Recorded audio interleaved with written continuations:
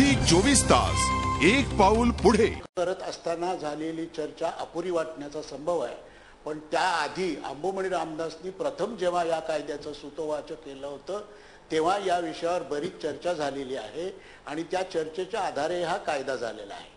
आता मुद्दा असा आहे की हा कायदा काही 5000 लोकवस्तीच्या गावापासून ते कोटभर लोकसंख्या असलेल्या मुंबई शहरापर्यंत सर्वत्र सारखा लागू होणार नाही। उदाहरणार्थ ग्रामीण भागामध्ये दवाखान्यासाठी 400 स्क्वेअर फूट मिनिमम जागा असली पाहिजे असं या कायद्याने सांगितलेलं आहे। 15 बेडच्या हॉस्पिटलचं मिनिमम स्टँडर्ड ठरवलेलं आहे। त्यामुळे हा कायदा करताना कुणी काहीच डोकं वापरलेलं नाही, लोकांचा विचार केलेला नाही, वैद्यकीय व्यवसायाचा विचार केलेला नाही आणि रात्री स्वप्न पडलं आणि सकाळी संसदेत कायदा मांडला असं भ्रम पसरवण्याचा जो प्रयत्न होतो आहे तो अतिशय चुकीचा आहे। मुळामध्ये आपला व्यवसाय सचोटी, माणुसकी आणि रुग्णाच्या कडवेसह करणारे जे कोणी सर्वसाधारण डॉक्टर असतील त्यांना या कायद्याची भीती वाटण्याची अजिबात आवश्यकता नाही। डॉक्टरांना या कायद्याची भीती वाटण्याची अजिबात आवश्यकता नाहीये। मला त्याचे ॲडव्होकेट उदय वारुंजीकरांकडे राईट टू वर्क या घटनेला दिलेल्या मूलभूत अधिकाराचा या कायद्यामुळे एक प्रकारे पायमल्ली होतीये किंवा गदा येते असं नाही का वाटत आपल्याला? राईट टू वर्क हा जो काय आपण अधिकार म्हणताय हा अधिकार प्रत्येक नागरिकाला आहे। डॉक्टर म्हटल्यानंतर तो साहजिकच एक प्रोफेशनल बनतो, त्यामुळे त्याला तो नक्कीच आहे। प्रश्न असा येतो की या कायद्याचा आणि राईट टू वर्कचा कुठं एकमेकाशी काही विसंगती आहे का? राईट टू वर्क हा ॲब्सोल्यूट किंवा सार्वभौम अधिकार असू शकतो का? नाही। राईट टू वर्क हे subject to certain terms and conditions असू शकतात। या कायद्याच्या पाठीमागं जे काही ऑब्जेक्ट क्लॉज होता तो जो काही सादर केला होता पार्लमेंटमध्ये तो असा सांगतो की आज घडीला हा जो काही प्रायव्हेट सेक्टर मधला डॉक्टर वर्ग आहे हा प्रायव्हेट सेक्टर मधला डॉक्टर वर्ग हा अनरेग्युलेटेड डॉक्टर वर्ग आहे।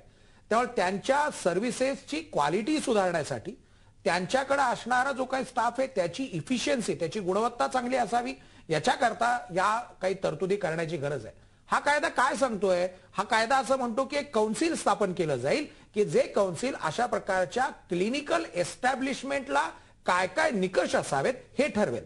मग जसं आता डॉक्टर महाजन म्हटले त्याप्रमाणे प्रत्येक वेगवेगळ्या एरियाचे वेगवेगळे निकष असू शकतात। असा कायदा पूर्वी नव्हता का? आपल्याकडे बॉम्बे नर्सिंग होम ऍक्ट 1949 सालामधला आपल्याकडे आजही महाराष्ट्रामध्ये तो चालू आहे। पण बॉम्बे नर्सिंग होम ऍक्ट मधलं जे काही रजिस्ट्रेशन आणि त्या कालबाह्य झालेल्या तरतुदी आहेत त्याचा पुनर्विचार करण्याची गरज निर्माण झाली आणि त्याप्रमाणे मग केंद्र सरकारने असं ठरवलं की त्या वेगवेगळ्या राज्यांचे जे वेगवेगळे कायदे आहेत त्याच्याऐवजी आपण केंद्रीय पातळीवरती एक कायदा आणला पाहिजे। प्रश्न आता निर्माण होऊ शकतो की जर या नवीन निर्माण होणाऱ्या काउन्सिलनी जर का जे निकष ठरवले असतील ते जर चुकीचे असतील तर काय करायचं? तर कदाचित तो एक वेगळा प्रश्न असू शकतो। पण राईट टू वर्क जो आहे तो राईट टू वर्क हा काही असा अमर्याद सार्वभौम अधिकार नाहीये। याला कुठं ना कुठंतरी काही ना काहीतरी बंधनं नक्की असू शकतात आणि जो सामान्य रुग्ण आहे, जो सामान्य पिडलेला जो कोणी पेशंट आहे त्याच्या कदाचित भल्याकरता विचार याच्यामध्ये केलेला असावा असं सकृत दशेने दिसतंय। आपण जो एक मुद्दा मांडला त्या बाबतीत जरा थोडंसं आपल्या प्रेक्षकांना सांगितलं पाहिजे। 2007 सालामध्ये म्हणजे 5 वर्षापूर्वी हा प्रस्ताव हा पार्लमेंटमध्ये मांडला गेलेला होता। त्याच्यानंतर 2010 सालामध्ये परत एकदा आलेला होता आणि हळूहळू ही सगळी प्रोसेस चाललेली आहे। त्यामुळे असं काही म्हणणं एक बरोबर आहे का की अचानक हे सगळं घडलेलं नाहीये। ही गेली एक 5 वर्षाची प्रोसेस आहे, पब्लिक हिअरिंग झालेला आहे आणि मग त्याच्यामधून हा कायदा आता पारित करण्याच्या स्टेजपर्यंत आलेला आहे।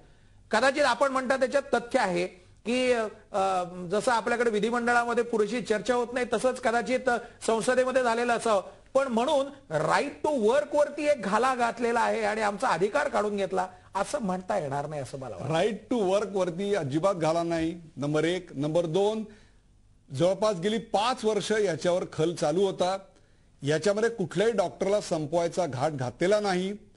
नंबर 4, याच्यातल्या सर्व घटकांचा विचार याच्यामध्ये करण्यात आलेला आहे। अशा प्रकारचे दावे प्रतिदावे या ठिकाणी करण्यात आले असले तरी या सेगमेंटच्या एंड करताना मला थोडक्यात डॉक्टर एल्ले उत्तर द्या, छोट्या वैयक्तिक प्रॅक्टिस करणाऱ्या डॉक्टरांना संपवण्याचा हा डाव आहे असं तुम्हाला वाटतं का?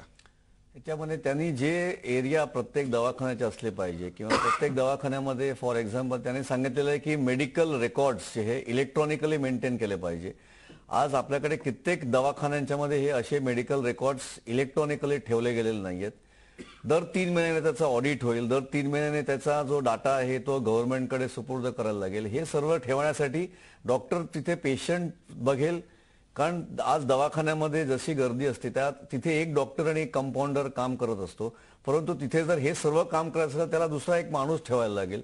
हे सर्व करत असताना हा जो पूर्ण डेटा आहे त्याची पेशंटची प्रायव्हसी जी आहे ही कुणाकडे तरी सुपूर्द करताना हा एक महत्वाचा मुद्दा लक्षात घेतला गेलेला नाही. डॉक्टर लेले, तुम्ही अतिशय महत्वाचा मुद्दा मांडलाय की याचे इलेक्ट्रॉनिक रेकॉर्ड जर सरकारकडे सुपूर्द करण्यात आले तर त्याच्यामधल्या प्रायव्हसीचं काय, याच प्रश्नावर आणि यातल्या अनेक तरतुदींवर मला चर्चा करायची आहे. आत्ता घ्यायचा आहे मला एक ब्रेक. कुठेही जाऊ नका, पाहत राहा झी 24 तास.